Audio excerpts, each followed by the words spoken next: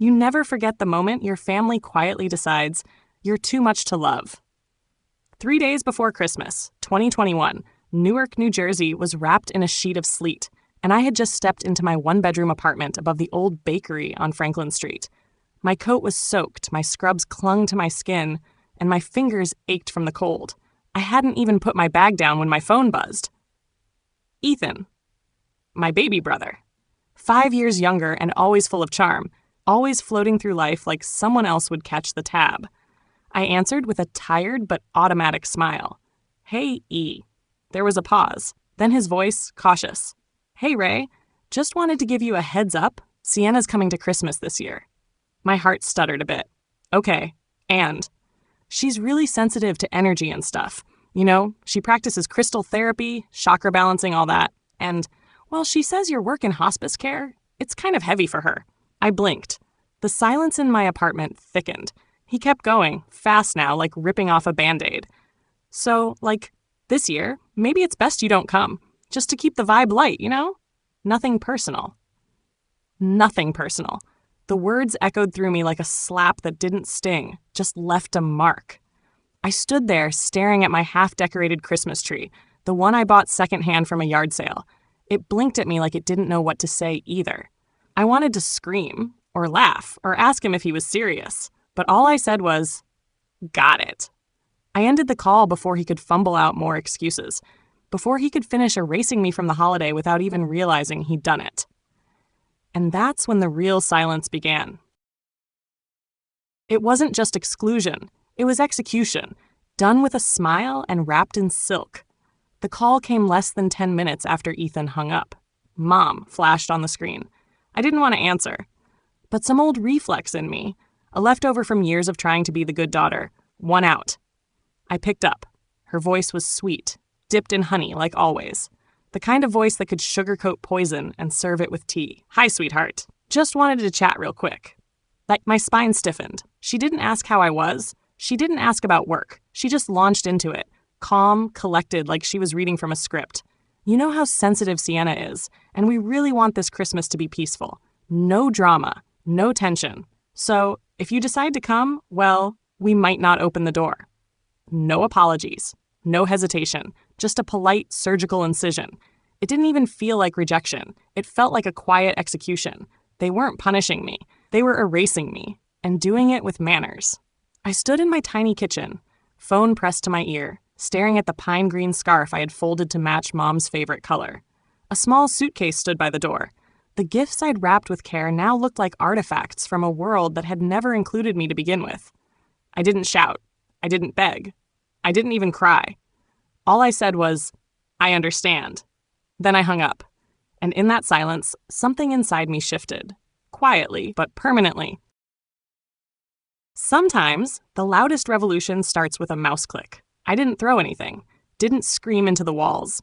There were no dramatic breakdowns or fists to the table. Instead, I walked calmly to my desk, opened my laptop, and logged into my bank account. The screen glowed in the dim kitchen light. First tab, Property Tax Fund, M&C Holloway. Status, Recurring Monthly Cancel. Confirm. Next tab, Ether Sounds LLC. Ethan's music startup. Status, Auto Transfer, $1,200 a month. Cancel. Confirm. Then, Auto Insurance Policy. Dad's 2011 Honda policy co-signed by Rachel Holloway. Cancel coverage. Remove co-signer. Done. It felt mechanical at first. Click. Confirm. Disable. Freeze. But with every click, I felt something else beginning to stir. Not anger. Not sadness. Relief. It was like unclenching a fist I didn't know I'd been holding for 10 years. No more secret rescues. No more midnight wiring of cash. No more saving people who never once asked what it cost me. I wasn't walking away out of spite. I was walking away because I finally understood. Scaffolding isn't meant to bleed for the building it holds up. What happens when the fixer breaks? When the invisible one finally sees herself?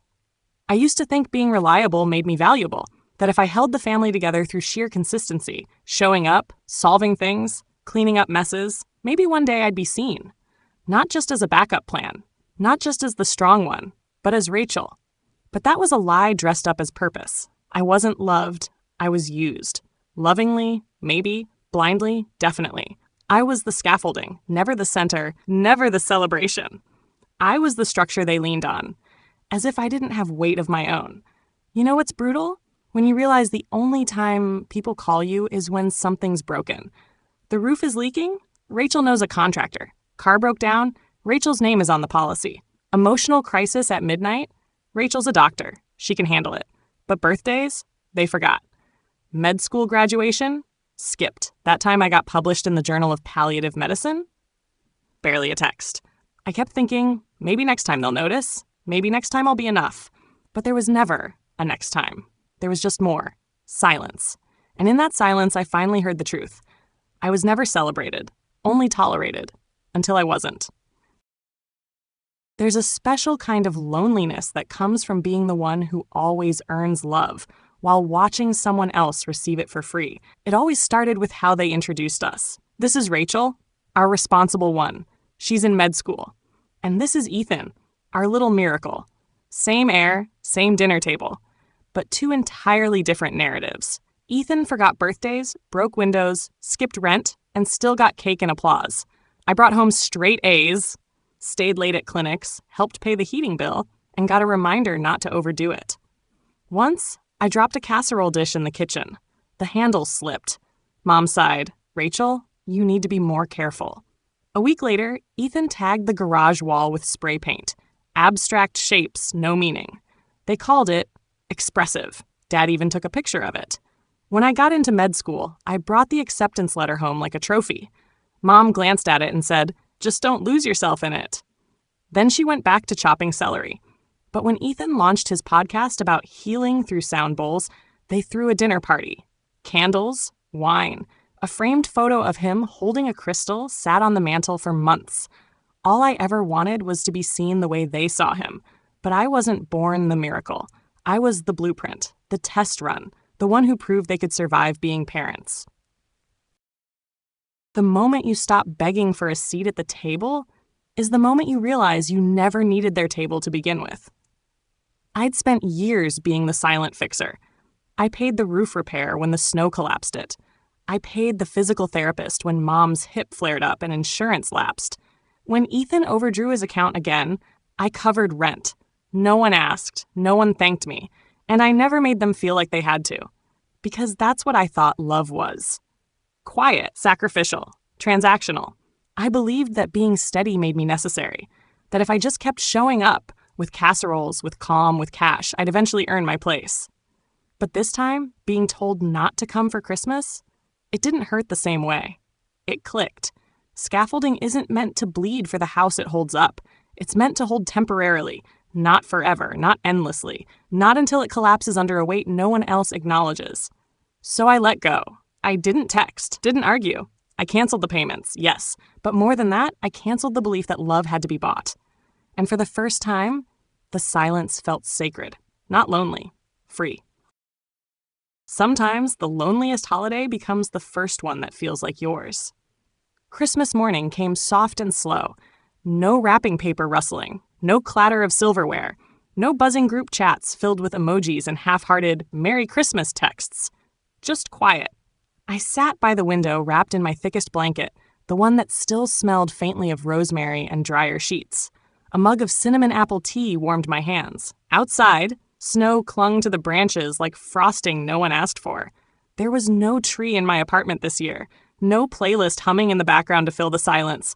I hadn't even touched the wrapped gifts I'd once packed with trembling hope. And yet, I wasn't sad. Because for the first time, the quiet didn't feel like exile. It felt like space, like breath, like ownership. I wasn't watching a holiday unfold without me. I was choosing not to perform in one I was never truly part of. No pretending, no shrinking, no overfunctioning, still, whole. I didn't post a thing online, didn't check messages, didn't look for updates from the family group thread. That morning, I didn't just reclaim my time. I reclaimed myself. They tried to erase me, but the truth has a way of writing itself back in. I wasn't there. I didn't show up, didn't knock, didn't even send a card. But somehow, I still managed to ruin Christmas.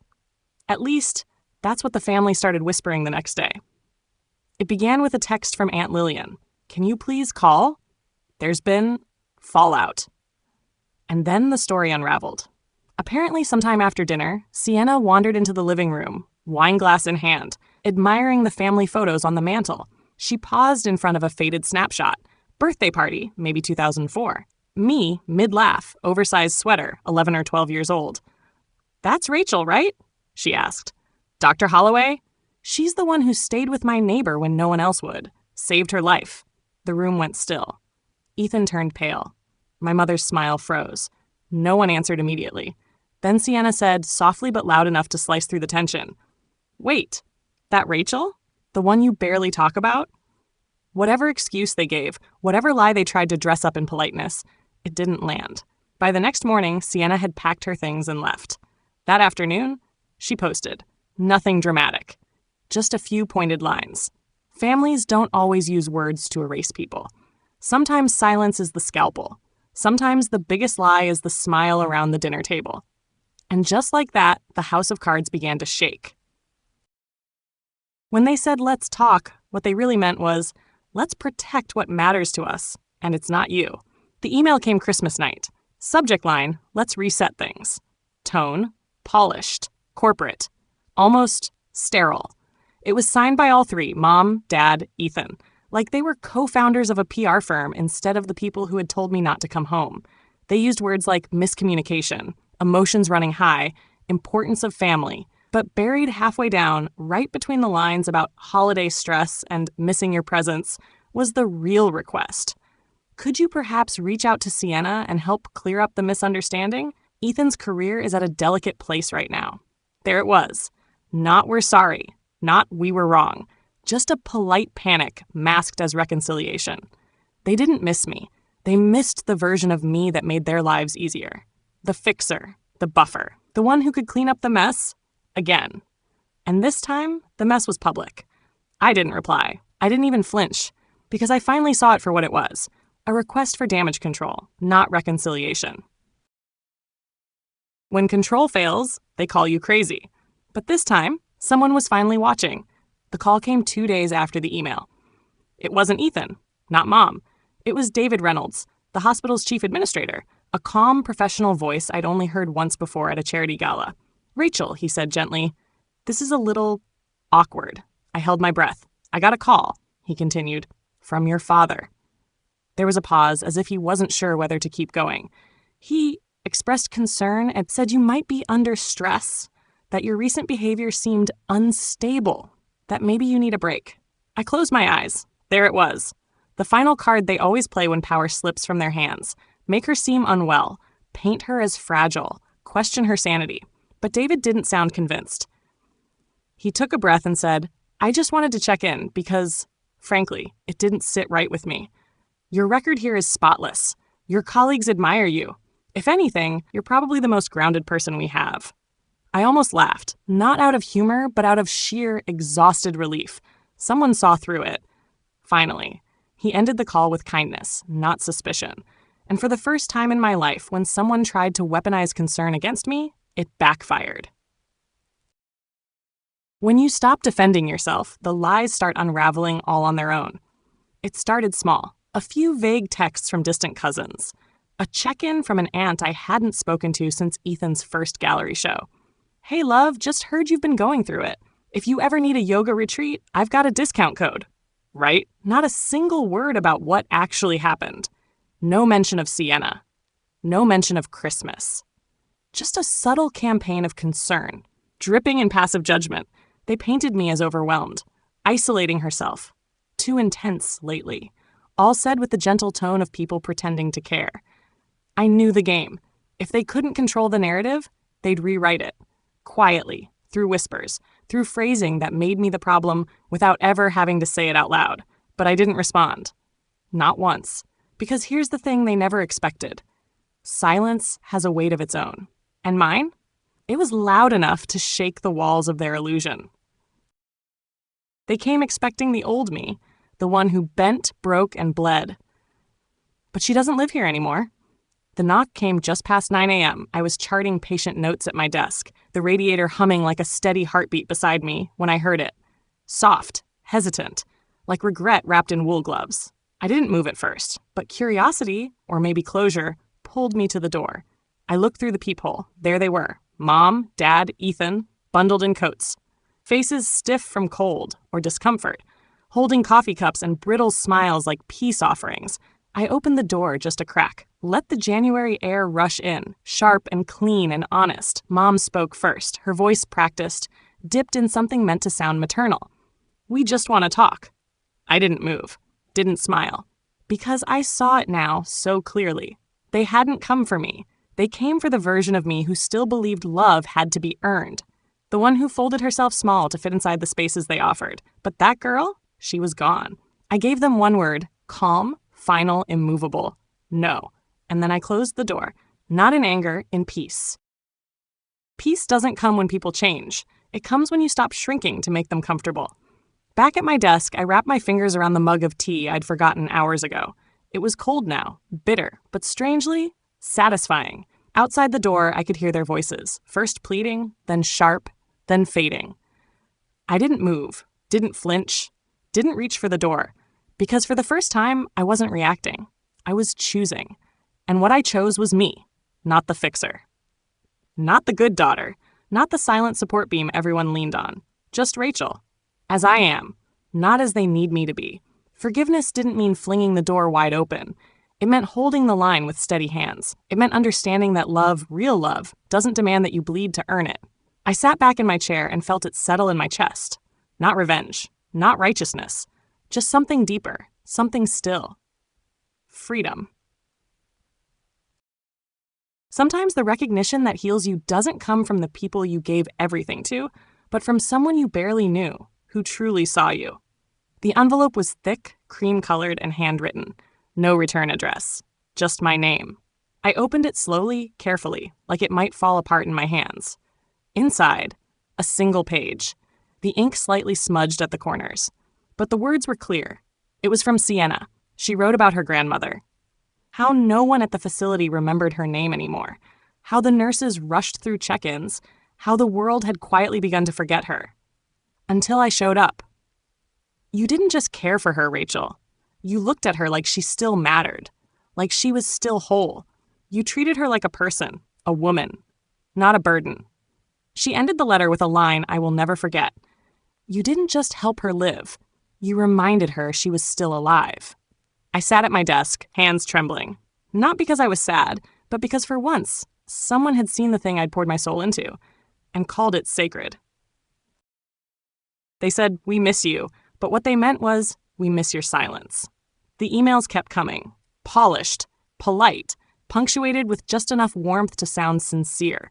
Messages about healing, moving forward, and the importance of family. But buried beneath every kind word was the same old ask. Could you please ask Sienna to take the post down? Every single time. They didn't want to talk. They wanted control. They didn't miss me. They missed the version of me who smoothed everything over, the one who didn't make things complicated, the one who quietly disappeared when her presence made them uncomfortable. But that woman, she's not here anymore. So I let the email sit. Unread, unanswered, unworthy of my energy. Because this time, I wasn't falling for the illusion. This wasn't reconciliation. It was reputation management. She didn't burn bridges. She just stopped building them alone. The days moved forward like snow drifting across a quiet street. Slow, gentle, steady. I returned to work. Same hospital. Same long hallways. Same quiet rooms where people said goodbye, where I held hands through final breaths, where love didn't always come loud, but it always came honest. Nothing flashy, nothing performative. Just presence, just care. And I was still me. Only not the version who asked for space. The version who claimed it. I didn't need grand gestures. Didn't need anyone to clap for my strength. Because finally, I understood. I didn't have to shrink to be worthy. I didn't have to ache to belong. I already belonged. To myself. And that was enough. You don't need permission to exist. You never did. I used to think belonging had to be earned, that love was a job you applied for, quietly, endlessly, armed with proof of usefulness and loyalty. But now, I know better. You can say no to guilt, to erasure, to expectations that twist you into someone you're not. You can walk away from people who only call when they need fixing. You can step out of the shadows of performance and into the light of presence. You can choose a life that doesn't revolve around being digestible. You can choose peace over approval. You can choose you. And you don't owe anyone an explanation, because survival isn't the same as living. And from now on, I'm not just surviving. I'm living on my own terms.